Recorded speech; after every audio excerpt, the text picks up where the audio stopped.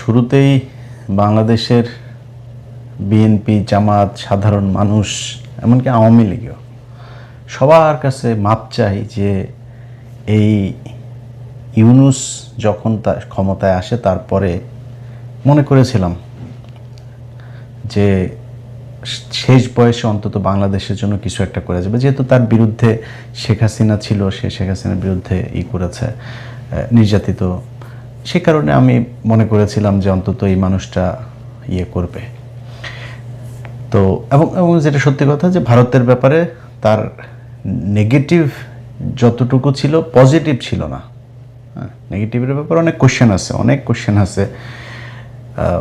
আগের সরকারের চাইতে বেশি পরিমাণে ইলিশ পাঠানো, সে আদানির সেই চুক্তি রাখা, তারপরে ভারতের কাছ থেকে তেল, পেঁয়াজ এই হাবিজাবি চাল যা আছে, আলু যা আছে, এগুলো সব কিছু কন্টিনিউ করা, তাদের ট্রানজিট কন্টিনিউ রাখা, তাদেরকে বন্দর ব্যবহার করতে দেওয়া, তারপরে গ্রামীণ যেটা ফোন সেইখানেও ইউনূস সেই ইন্ডিয়ান লোকজনই রেখে গিয়েছে, কোনো সমস্যা হয়নি।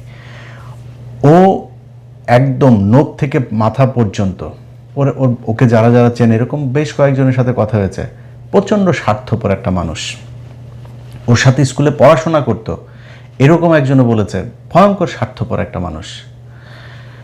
তো তারে আমি আমার মুখ দিয়ে বলেছিলাম যে 5 বছর হোক, 20 বছর হোক, আমার মনে হয় এই ভুলটা বাংলাদেশের বহু মানুষ করেছেন, আমিও করেছি, এটার জন্য আমি ক্ষমা চাই। যে ও 5 বছর থাকুক, 20 বছর, যতদিন মনে চাই ইউনূস থাকুক, এই কথা বলেছিলাম। এটার জন্য আপনাদের কাছে মাপ চাই। মানুষ হিসাবে ভুল করেছি, ভুলটার জন্য মাপ চাই।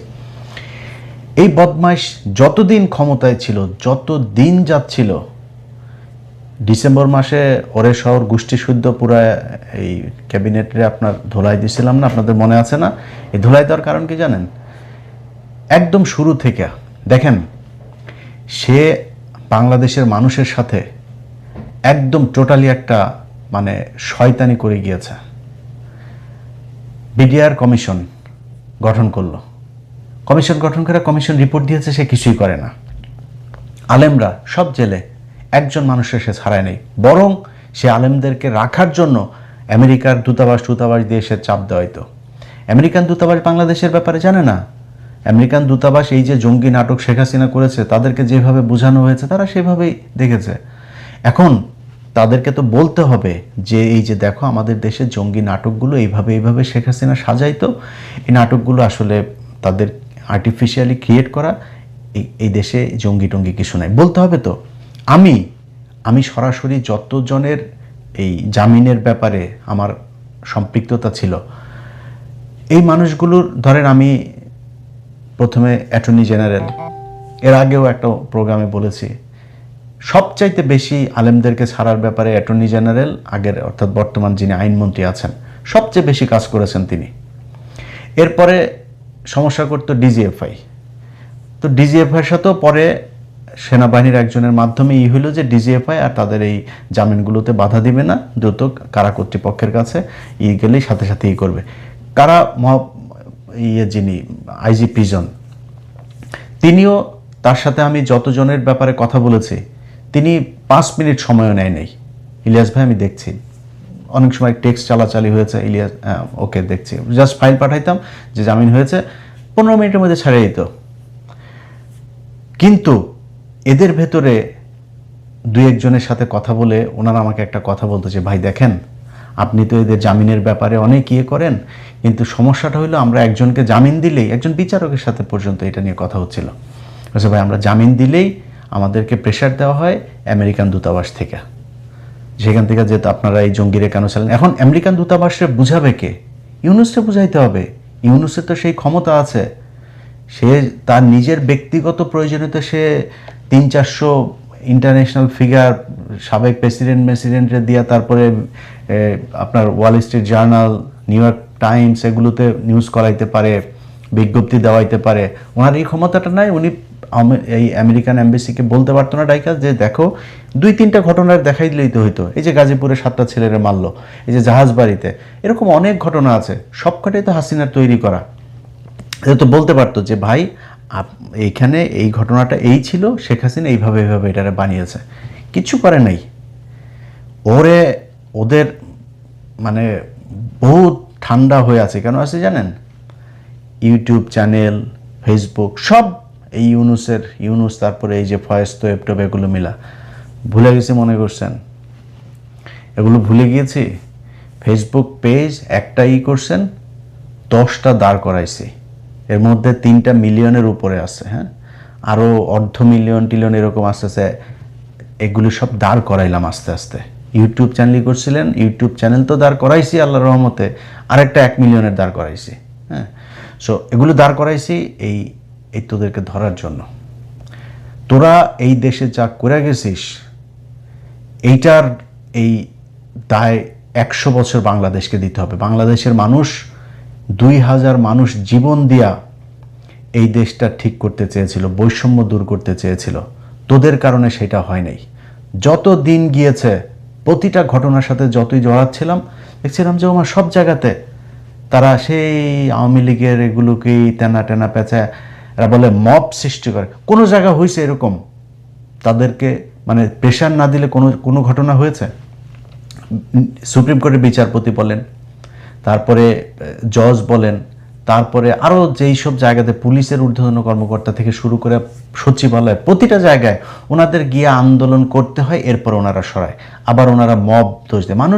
আপনি মানুষ যেটা চায় সেটা করলে তো আপনাদেরকে মানুষ দাবি করার দরকার ছিল না, আপনারা করেন নাই, সেই জন্য মানুষের দাবি করতে হয়। এইভাবে চলেছে এবং যত দিন যাচ্ছিল দেখছিলাম যে না, এ তো কোনো কিছুই করে না। সে 1.5টা বছরে তার নামে ট্রাভেল এজেন্সি পর্যন্ত নিয়েছে, তার পরিবারের লোকেদের নামে, বিশ্ববিদ্যালয় থেকে শুরু করে সব কিছু তিনি নিয়েছেন। খালি জুলাই সনদটা তিনি বাস্তবায়ন করতে পারেন। এখন সব দোষ বিএনপি। আর একটা বিএনপি একটা রাজনৈতিক দল, বিএনপির জুলাই সনদ করে তারপরে বলবে যে 10 বছরের বেশি প্রধানমন্ত্রী থাকতে পারবে। এটা বিএনপি করবে? নিজের গলায় কেউ কুড়াল মারে? এটা হয় কখনো? তারা করেনি। তুই করিস নাই কেন? তোরে সেই ম্যান্ডেট দেওয়া হয়েছিল, তো তুই চাইলে পরের দিন গণভোট করতে পারতি, গণভোট করে তুই চুপ করে সরাইতে পারতি, তোরা চুপ করে সরাইস নাই। এখন বিএনপি সরাবে কেন? তোরা তো এটা কন্টিনিউ করে গেছিস 1.5 বছর। তোদের চাইতে বরং আমরা তো বিএনপির নিয়ে অনেক সমালোচনা করি না, তোদের চাইতে বিএনপি অনেক বেশি করেছে। তোরা আওয়ামী লীগের কার্যক্রম নিষিদ্ধ করে গেছিস, সেইটাও চাপে পড়ে। ছাত্রলীগকে নিষিদ্ধ করতে হবে, সেইটাও চাপে পড়ে। মাহমুদুর রহমান ভাই গেল, গিয়া চাপ দিল, চাপ দেওয়ার পরে তারপরে তুই আলটিমেটাম দেওয়ার পরে তোরা আগে করতে পারিস নাই? করে নাই। বিএনপি এসে আওয়ামী লীগের কার্যক্রম নিষিদ্ধ এটা আইনে পরিণত করলো, তোরা করতে পারিস নাই? করিস নাই কেন? জুলাই সনদ তোরা করে যাস নাই? 1.5 বছর লাগে জুলাই সনদ বাস্তবায়ন করতে, তোরা করিস নাই? তোদেরকে না করছে কেউ? তোরা সংবিধানও করতে পারতি, তোরা সবই করতে পারতি, কিচ্ছু না। ওরা আইসা লুটপাট করা 3-4টা ছিল, কারোরে কিছু বলেন। আরে ভাই, এত অভিযোগ, আমরা এত বলা বলি করি, এত জায়গা থেকে এত তথ্য প্রমাণ যায়, তারা সরায় না। একটা উপদেষ্টারে পর্যন্ত তারা সরাইল না। এত অভিযোগ এক একজনের বিরুদ্ধে, অভিযোগ প্রমাণিতও হয়, মাপও চায়। উপদেষ্টা নিজে মাপ চেয়েছে, হয়েছে না এরকম? নিজে মাপ চেয়েছে, আমার এটা ভুল হয়েছে, আমি এটা করা ঠিক হয়নি, তারপরে তার বিরুদ্ধে কোনো অ্যাকশন নাই। একদম ইউনুস বেছে বেছে বেছে বেছে তারপরে তার এনজিওগ্রাম সরকারের মধ্যে নিজের লোকজনকে নিয়েছে, তোমরা বাবা সবাই মিলেমিশে খাও, আমিও লুটপাট করে খাও, তোমরা আমার কিছু বলো না, আমি তোমাদের কিছু বলবো না। এইভাবে দেশটা চলেছে। আজকে এই ইউনুসের পররাষ্ট্র উপদেষ্টা তৌহিদ গতকালকে একটা কথা বলেছেন, সে আমেরিকার সাথে চুক্তি হয়েছে সে নাকি জানেই না। বিষয়টা এরকম হয়ে গেল, তৌহিদের বউ রাতে গ্রামে গিয়েছে, গ্রামে তো বাইরে বাথরুম থাকে না, রাতের বেলায় হাগু চেপেছে, নাই মুতু চেপেছে, হাগু মতো করতে বাইরে গিয়েছিল, বদনাটা লোডাটা নিয়ে, আমাদের গ্রামের ভাষায় লোডা বলে, তো লোডা নিয়ে গিয়েছিল। যাওয়ার পরে কেউ একজন প্রোডাকশন দিয়ে দিয়েছে বাথরুমের মধ্যে ধরে। এরপরে এসে দেখা যায় তৌহিদের বউয়ের পেটে বাচ্চা, তৌহিদ জানে না। বিষয়টা এরকম। তুই পররাষ্ট্র মন্ত্রী, তো পররাষ্ট্র মন্ত্রী উপদেষ্টা হইয়া তুই জানিস না এক দেশের সাথে হয়েছে। আরেকটা আছে জাউরা, আসিফ নজরুল, ও কদিন আগে একটা বলেছে না, সে কিছু জানে, সে বিচারকদের ব্যাপারে কিছু জানে, সে একজনের জামিনের ব্যাপারেও কিছুই জানে। তাকে নাকি তারা এখন কিছুই জানে না, তারা খালি নিজেদের নিচে দিয়ে খালি জিনিসপত্র ঢুকানোটা বুঝছে, এই ছাড়া কিছু জানে না। 4-5টা ছিল, এই যে রেজওয়ানা, এই আসিফ নজরুল, তৌহিদ, আর কয়েকটা মিলা ইউনুস মিনুস, এদের কয়টা বান্ধবী টান্ধবী মিলা দেশটারে লুটপাট করে দিয়ে গিয়েছে। এই জন্য মানুষ জীবন দিয়েছিল। এই যে সুযোগ এই বাংলাদেশের ইতিহাসে আজ পর্যন্ত, এক শেখ মুজিব ছিল, শেখ মুজিবরে মানুষ এই সুযোগটা দিয়েছিল, ওই জাউরামি করে দেওয়া, ধ্বংস করে দিয়ে গেছে, আর সেকেন্ডটা তোরা পাইছিল। এর মাঝখানে আর এত সুযোগ, এত ক্ষমতা কোনো সরকারের হাতে আসে নাই, কোনো রাজনৈতিক দল কথাই বলতে পারে নাই, তারা করেনি। তোদের চাইতে 111 সরকার বহুত ভালো ছিল, কিচ্ছু করে দেওয়া যায় না। আজকে সে বলে সে চুক্তির ব্যাপারে কিছুই জানে না। আমেরিকার সাথে যে চুক্তি, আমি আমেরিকায় আছি, বাংলাদেশের স্বার্থের বিরুদ্ধে যদি আমেরিকার ইয়েতে যদি কোনো চুক্তি, আমি সেটার বিরুদ্ধে যাব, 100% যাব। কিন্তু তুই জানিস না কি চুক্তি হয়েছে, তুই জানিস না, এইটা কেমনে হইতে পারে? এই জাউরা হইল সবচাইতে বড় জাউরা। এই জাউরাটা সব কয়টা দূতাবাসে আওয়ামী লীগের লোকজনরা টিকায় রাখছে। এই জাউরা, এই যে মুশফিক ফজল আনসারি ছিল না মেক্সিকোর রাষ্ট্রদূত, মুশফিক ফজল আনসারি ভাই এই ইউএনএ একটা পোস্টিং হচ্ছিল ওনার, এটাতে এই তৌহিদ, এই পররাষ্ট্র উপদেষ্টা, সে এটা হইতে দেয় নাই, সে মুশফিক ভাইয়ের এটা হইতে দেয় নাই। এটা মুশফিকের মুতের সমান হয়েছিস তুই। মুশফিক এই দেশের জন্য এই গেল 15 বছর তার পরিবার, তার বৃদ্ধ বাবা মা, তাদের উপরে যে টর্চার হয়েছে তুই জানিস এগুলি? তুই মুশফিকের পিছনে লাগে তারপরে তারে ক্ষতি করিস, আর আওয়ামী লীগের লোকজনের ভালো ভালো জায়গায় সব পোস্টিং দিয়ে তারপরে বসায় রাখছে। এটা করে গিয়েছে তৌহিদ। এ হলো নিখাদ এই ইন্ডিয়ান মাল, নিখাদ ইন্ডিয়ান মাল। এটা সে এখন বলে কি, ধরেন সে তারে বাদ দিয়া বাইপাস করে তারপরে ইউনুস করছে। এক বক্তব্যের মধ্যে বলেছে, এইখানকার যে সাক্ষাৎকার, আওয়ামী লীগ 5 বছর পরে আসতে পারে, ওই সামনে নির্বাচনে অংশ নিতে পারে। তুই আওয়ামী লীগরে কিছু করে গেছিস? আওয়ামী লীগ ইয়েতে আসবে না, নির্বাচনে আসবে না, তুই করছিস কিছু যদি করে থাকে তাহলে এখন বিএনপি করবে, জামাত করবে, তারা করবে, তুই কিছু করে গেছিস? তা আওয়ামী লীগের ব্যাপারে তুই আন্দাজে এখন এটা বলার কারণ কি? এরকম না তুই আওয়ামী লীগের ব্যাপারে বিশাল আকারের জিরো টলারেন্স দেখাই গেছিস, এখন যারা আসে তারা হচ্ছে গিয়ে আওয়ামী লীগকে আনতে চায়। বিষয়টা তো এরকম না। এই হচ্ছে এদের অবস্থা। তো এই যে কয়টা আছে এই ইউনুসের সরকারে যেগুলো ছিল, আজকে হামের টিকায় মানুষ মারা যায়, এরা বলে কিছুই জানে না। ইউনুস এই মাদারি চীনের প্রেসিডেন্টকে আপনার চিঠি লিখিয়েছে কেন? কয়লা খনিতে চীনে মানুষ মারা গিয়েছে। তোর বাপের কিরে? চীনের কয়লা খনিতে মানুষ মারা গেছে, বাংলাদেশে হামেজে এই পর্যন্ত 1000 মানুষ বাচ্চা মারা গেছে, গায়ে লাগে না তোর? তুই তো সারা জীবন তোর বউ বাচ্চা পোলাপান সব নিয়ে থাকিস হলো দেশের বাইরে। তো সারা দুনিয়ায় তোর তুই যেই বিলাসবহুল জীবনযাপন, বাংলাদেশের মানুষের টাকা পয়সা মাইরা, ও যেই আমি চুয়াডাঙ্গার প্রত্যন্ত গ্রামে বড় হয়েছে, আমি নিজে দেখেছি আমার ছোটবেলায় মহিলারা সম্ভবত, আমার যতটুকু মনে আছে, রোববার সম্ভবত আমাদের গ্রামে আমরা ক্যারাম বোর্ড খেলতাম, এক বাড়ি শাহ আলম মোল্লা, ওনার বাড়িতে এই টাকাগুলো তুলতো। ওনার বাড়িতে এই প্রতি রোববারে সব গ্রামের মহিলারা ওইখানে আসতো, এই গ্রামীণ ব্যাংকের লোক যাইতো, একজন ম্যানেজার, সে যায় টাকা সব নিয়ে আসতো।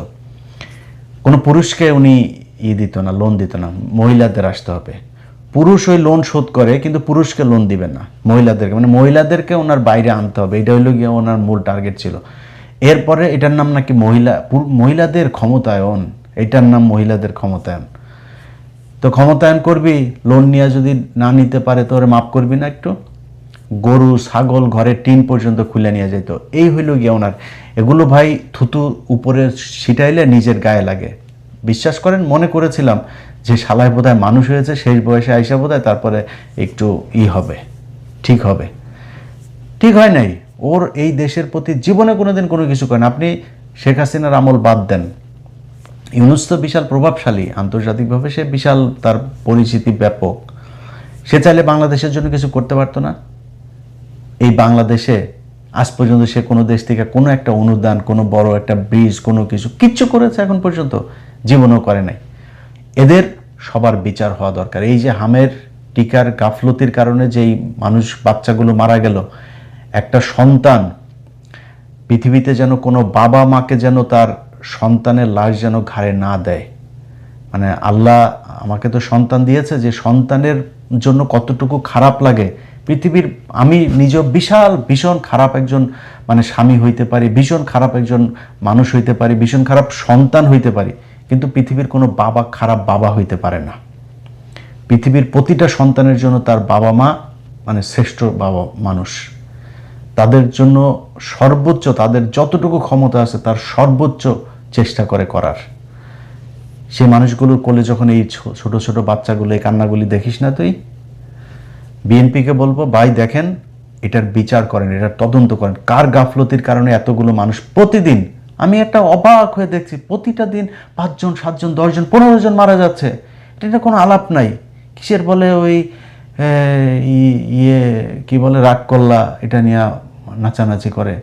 আরে বেটা, এটা বিশাল ব্যাপার, প্রায় 1000 মানুষ বাচ্চা মারা গেল, কোনো আলাপ নাই।